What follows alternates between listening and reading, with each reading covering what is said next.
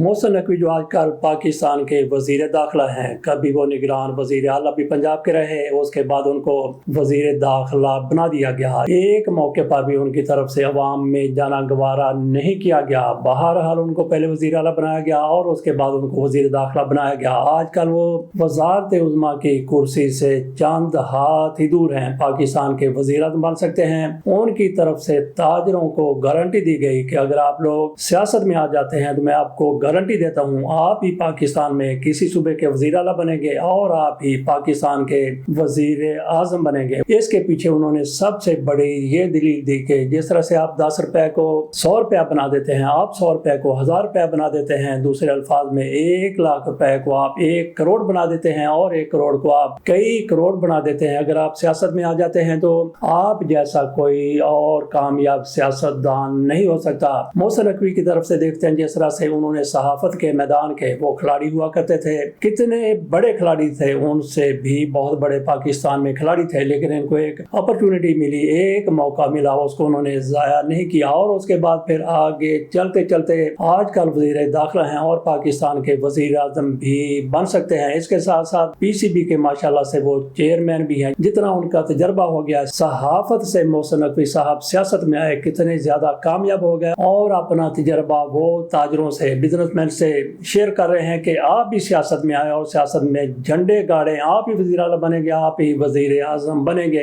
तो अगली खबर बिलावल भुट्टो जरदारी और मरियम नवाज शरीफ साहिबा के हवाले से, जिस तरह से बिलावल भुट्टो जरदारी ने मुस्लिम लीग नून को आगे लगाया हुआ है। मुल्ला लीग की तरफ से कहा गया है कि इनके माबैन इल्जामात का मुकाबला है। अगर ये मुकाबला है, वाकई मुकाबला है, तो इसमें बिलावल भुट्टो जरदारी कहीं आगे निकल गए हैं। मरियम नवाज शरीफ साहिबा भी बहरहाल उनका मुकाबला तो कर रही हैं, बिलावल भुट्टो जरदारी बहुत आगे निकल गए। ये रिकॉर्डिंग जिस वक्त हम आज करवा रहे हैं, बिलावल भुट्टो जरदारी ऐन उस मौके पर एक मरतबा फिर मुजफ्फराबाद में आम जलसे से खिताब कर रहे हैं। बिलावल साहब के जलसे अमूमन बराह रास्त दिखाए जाते हैं, लेकिन आज चूंकि मोहसिन नकवी की भी एक तकरीब दिखाई जा रही थी, इसलिए बिलावल भुट्टो जरदारी का जलसा थोड़ी देर के लिए रोका गया। जो कुछ वो बयानिया लेके आगे बढ़ रहे हैं, इससे अंदाजा किया जा सकता है कि पाकिस्तान के टीवी चैनल पर अगर उनको ये मौका दिया जा रहा है कि आप जो भी बात करें आपकी बराह रास्त दिखाई जाएगी, पूरी दुनिया देखेगी, पाकिस्तानी देखेंगे, इससे यही अंदाजा किया जा सकता है कि बिलावल भुट्टो जरदारी को कहीं और से भी बड़ी आशीर्वाद हासिल है। कल उनकी तरफ से जिस तरह से बड़े पुरजोश अंदाज में, बड़े जज्बाती अंदाज में मुस्लिम लीग नून की आला तरीन क़यादत पर इल्जामात लगाए गए। मियां नवाज शरीफ का भी उन्होंने तज़किरा किया, शहबाज शरीफ का भी तज़किरा किया, गो के नाम नहीं लिए। मरियम नवाज शरीफ साहिबा का भी तज़किरा किया, मरियम नवाज का और शहबाज शरीफ का उन्होंने फॉर्म 47 वाला भी हवाला दिया। ये लोग फॉर्म 47 पर हुकूमतों में आए हैं, तो पीटीआई वाले जो कुछ कहा करते थे, बिलावल भुट्टो जरदारी की तरफ से भी ये सारा कुछ कहा जा रहा है। उनकी तरफ से मियां नवाज शरीफ के हवाले से कहा गया कि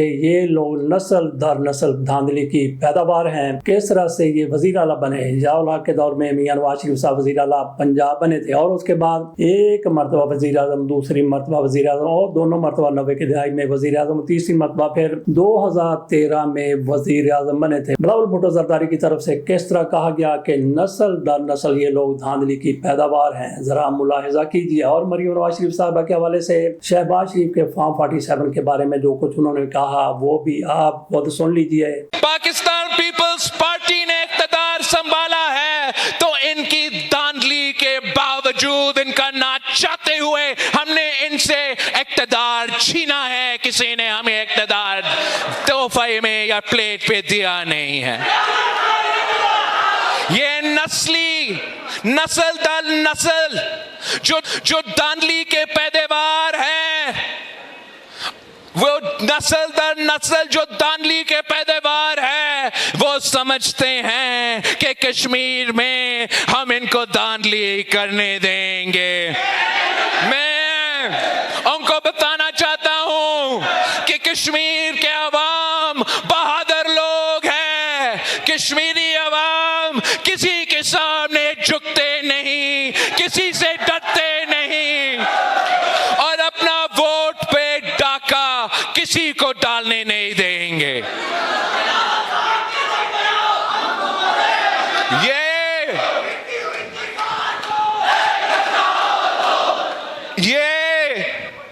जब पहले दफा इनका जमात का कायद पंजाब کا وزیر اعلیٰ بنا تو وہ دھاندلی کی وجہ سے اور IJI کا کہانی کی وجہ سے وہ وزیر اعلیٰ کا کرسی سنبھالا. جب ان کی جماعت کا قائد پہلی دفعہ وزیر اعظم بنا تو عسکر خان کیس کے نتیجے میں اور دھاندلی زدہ وزیر اعظم بنا. جب تیسری دفعہ وزیر اعظم بنا تو RO الیکشن کی وجہ سے وزیر اعظم بنا. اگر کوئی آج وزیر اعلیٰ کا کرسی کوئی سنبھال رہی ہے اور اگر کوئی وزیر اعظم کا کرسی سنبھال رہا ہے تو بچہ کو معلوم ہے کہ یہ آپ کی کارکردگی کی وجہ سے نہیں, یہ عوام کی ووٹ کی وجہ سے نہیں, یہ فارم 47 کی وجہ سے, فارم 47 کی وجہ سے بیٹھے ہیں. وہ کس منہ سے انکار کر سکتے ہیں؟ وہ کیسے کہہ سکتے ہیں کہ دھاندلی نہیں کرتے؟ یہ نسل در نسل دھاندلی کرتے آ رہے ہیں. اس کے جواب میں مریم نواز شریف صاحبہ کی طرف سے بڑے دھیمے انداز میں کہا گیا کہ انتخابات ریاست نہیں کرواتی بلکہ یہ عوام کی طرف سے دیا جانے والا مینڈیٹ ہے, اور یہی میاں نواز شریف کی طرف سے بھی کہا گیا. مریم نواز شریف صاحبہ کی طرف سے یہ بھی کہا گیا کہ دھاندلی کی باریک وارداتیں اس میں مہارت رکھتی ہے پیپلز پارٹی. ساتھ انہوں نے کہا کہ بلاول بھٹو زرداری یہ لوگ اس طرح کی باتیں کر رہے ہیں جیسے کہہ رہے ہوں کہ قیامت کتنے بجے آنی ہے. جلسے سے خطاب کرتے ہوئے بلاول بھٹو زرداری کی طرف سے PTI کو بھی دعوت دی گئی. ان کی طرف سے کہا گیا کہ آپ لوگوں نے بائیکاٹ کیا ہوا ہے, اگر آپ نے بائیکاٹ ہی کرنا ہے تو پھر اس سے بہتر ہے کہ گھر بیٹھ جائیں. بلاول بھٹو زرداری کی طرف سے PTI کو ہاتھ ملانے کی دعوت دی گئی. ان کی طرف سے کہا گیا کہ آئیں میرے ساتھ ملیں, میں آپ کے ساتھ ہاتھ ملانا چاہتا ہوں تاکہ جمہوریت کو آگے لے کے چلیں.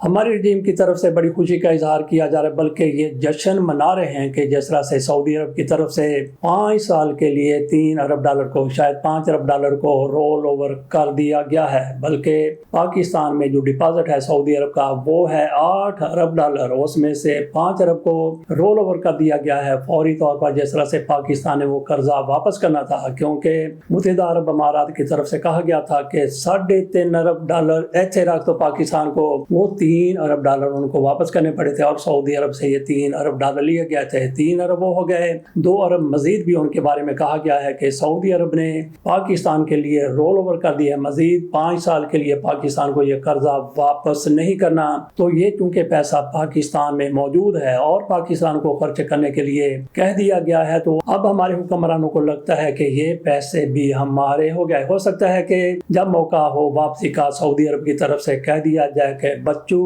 جاؤ موج کرو, $8 ارب جو ہم نے آپ سے لینا ہے وہ آپ کو ہم نے بخش دیے, وہ آپ کو ہم نے چھوڑ دیے. شاید اسی خوشی میں مسلم لیگ نون کی اس حکومت کی طرف سے, اس رجیم کی طرف سے فوری طور پر بلا تاخیر کوئی بھی انتظار کیے بغیر اس کے ثمرات عوام تک پہنچا دیے گئے. بالکل پہنچا دیے گئے, کیونکہ کل جس طرح سے پیٹرول کی قیمت میں 75 پیسے, $1.25 یکمشت $1.25 جو 25 پیسے $1 سے کم ہے, یکمشت اس میں کمی کر دی گئی پیٹرول کی قیمت میں. اور سعودی عرب سے یہ بھی کہا گیا, عرض کی گئی ہے کہ $8 ارب کا کچھ سالوں کے لیے ہمیں ادھار پیٹرول بھی دے دیا جائے. شاید وہ پیٹرول آنے والا ہے, اس وجہ سے بھی حکومت کی طرف سے یہ 75 پیسے فی لیٹر کمی کر دی گئی پیٹرولیم کی قیمتوں میں. تو اس سے دیکھنا کہ پاکستان کی تقدیر, پاکستانیوں کی تقدیر کس طرح سے سنورتی, اور پاکستان کی معیشت جس کو یہ کہہ رہے تھے کہ ٹیک آف کرنے جا رہی ہے وہ ٹیک آف کر چکی ہے, اور پاکستان ان کی رجیم کی انہی پالیسیوں کے باعث ایشین ٹائیگر بننے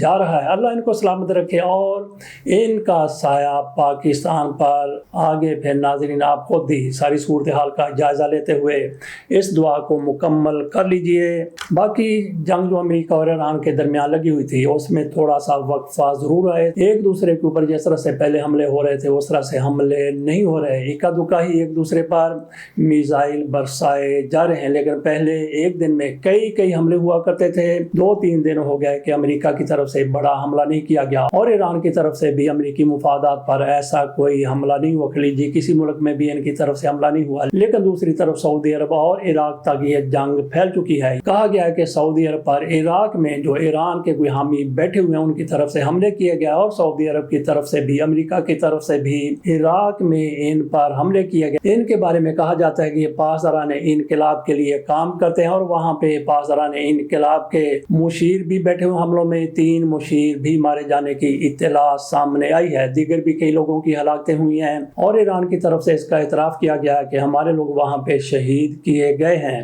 تھوڑی سی بات کر لیتے ہیں عبداللہ طاہر صاحب کے بارے میں۔ یہ اکاڑا کے رہنے والے تھے، ان کا لاہور میں قتل ہو گیا۔ یہ اپنے میڈیکل چیک اپ کے لیے یا کسی اور کنسلٹنسی کے لیے کسی ڈاکٹر صاحب کے پاس گئے ہوئے تھے۔ ڈاکٹر ریاض ان کا نام بتایا جاتا، اور ہومیوپیتھک وہ ڈاکٹر ہیں۔ یہ جیسے ہی کلینک کے اندر جاتے ہیں، 2 لوگ وہاں پہ داخل ہو جاتے ہیں، حملہ آوروں کی طرف سے گولیاں ماری جاتی ہیں، ان کی وہیں پہ موقع پہ ڈیتھ ہو جاتی ہے۔ ان کے بارے میں بتایا جاتا ہے کہ ان کی 3 شادی ہیں، 2 وہاں پہ دیپال پور اور اکاڑا میں ان کی کوٹھیاں ہیں، جبکہ ان کی ایک بیوی یہاں پہ لاہور میں کسی کوٹھی میں منتقل تھی، اور ان کا زیادہ تر یہیں پہ رہنا ہوتا تھا۔ ان سے ایک بیٹا بتایا جاتا، اور یہ شادی آج سے 26 سال پہلے 2000 میں ہوئی تھی۔ تو ان کے بارے میں یہ بھی کہا جاتا ہے کہ ان کی ذاتی دشمنی تھی، وہاں پہ ان کی دشمنی تھی، اور دشمنوں نے ان کا پیچھا کرتے ہوئے یہاں پہ ان کو آ لیا۔ لیکن ہو سکتا ہے کہ ان کے ایک سے زیادہ دشمن ہو، اس لیے ابھی تک نامزد پرچہ درج نہیں کیا گیا۔ ان کا تعلق پی ٹی آئی سے تھا، عمران خان کی پارٹی سے تھا، اور یہ امیدوار بھی صوبائی اسمبلی کے رہے ہیں، بلکہ یہ الیکشن بھی لڑ چکے ہیں۔ یہ MNA کا الیکشن لڑنا چاہتے تھے کہ یہاں پہ ان کا مرڈر ہو گیا، لیکن اس کا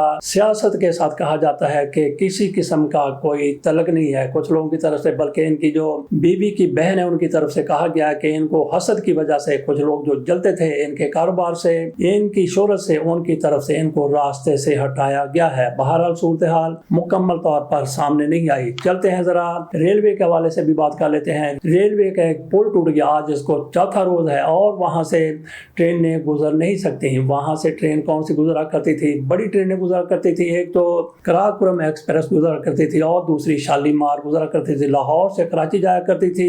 یہ دونوں ٹرینیں ان کو معطل کر دیا گیا، اور 2 مہینے کے لیے ان کو معطل کیا گیا ہے۔ گویا 2 مہینے میں یہ پل بنے گا یا پھر 3 مہینے میں بنے گا، تو کیا اس کا سامان سائبیریا سے آنا ہے اور وہ گدوں پر لاد کے لایا جانا ہے؟ دور کون سا ہے؟ یہاں پہ دیکھیے کہ جس طرح سے ایران پر امریکہ کی طرف سے حملے کیے گئے، انہوں نے فوری طور پر جیسے جنگ بندی ہوتی ہے 2-3 روز میں اپنے بڑے فوری طور پر پل تعمیر کر لیے تھے، مرمت کر دیے تھے، اور ان کا پہلے ہی کی طرح استعمال ہونے لگا۔ یہ کوئی چینل ٹنل تو نہیں ہے جو فرانس اور برطانیہ کو ملاتی ہے اور سمندر کے اندر سے وہ گزرتی ہے۔ 50 کلومیٹر اس کا گزرنے کا وایا ہے، اس میں بھی اگر کچھ ایسا ہو جاتا ہے تو اس میں بھی 2-3 روز لگتے ہیں کہ بحالی، بلکہ تو ایسا کبھی ہوا ہی نہیں۔ تو انہوں نے اس سے بھی اس کو زیادہ سیریس لے لیا۔ بڑے پل جس طرح سے ہمارے ہاں کوئی میل کا، 1.5 میل کا، 2 میل کا، بلکہ رحیم یار خان کے قریب 10 کلومیٹر وائے کا ایک پل بنایا گیا ہے، اگر وہ ٹوٹ جاتا ہے تو کیا اس کے لیے پھر 5-7 سال چاہیے ہوں گے؟ نہیں، بالکل نہیں۔ جس طرح سے پاکستان میں بڑے پل گرتے ہیں اور 3-4 روز میں فوج کی مدد لے کر ان کو تعمیر کر دیا جاتا ہے، تو یہاں حنیف عباسی صاحب پتہ نہیں کیا سوٹے لگا کے بیٹھے ہوئے ہیں۔ ان کی طرف سے کہہ دیا گیا کہ یہ ٹرینیں جو لاہور سے وایا فیصل آباد کراچی جایا کرتی تھی، وہ لاہور سے ساہیوال اور خانیوال کے ذریعے کراچی جایا کریں گی۔ پل بنانے کے لیے ان کو کوئی فکر نہیں ہے، لیکن دوسرے محکموں میں جس طرح سے ہمارے حنیف عباسی صاحب مداخلت کرتے ہیں، اس میں مداخلت کم کر دیں اور پوری توجہ ریلوے پر رکھیں۔ پل کی طرف اگر ان کی توجہ ہو جائے تو 3 سے 4تھا روز کے لیے ضرورت نہیں پڑے گی۔ 3 روز میں یہ پل تعمیر ہو سکتا ہے۔ کوئی بہت لمبا چوڑا پل نہیں ہے، بلکہ 3-4 میٹر کا، یا اس سے کوئی 1.5-2 میٹر اور زیادہ ہوگا، تو اس کے لیے کتنے دن لگتے ہیں؟ اور 3-4 روز پہلے یہ بارش کے پانی میں بہ گیا تھا۔ پہلے تو یہ اندازہ کیا جائے کہ کتنا مضبوط پل بنایا گیا ہوگا کہ پانی سیلاب نہیں بلکہ بارش کا پانی وہ بھی یہ برداشت نہیں کر سکا۔ اس کے ساتھ اجازت دیجیے، اللہ حافظ۔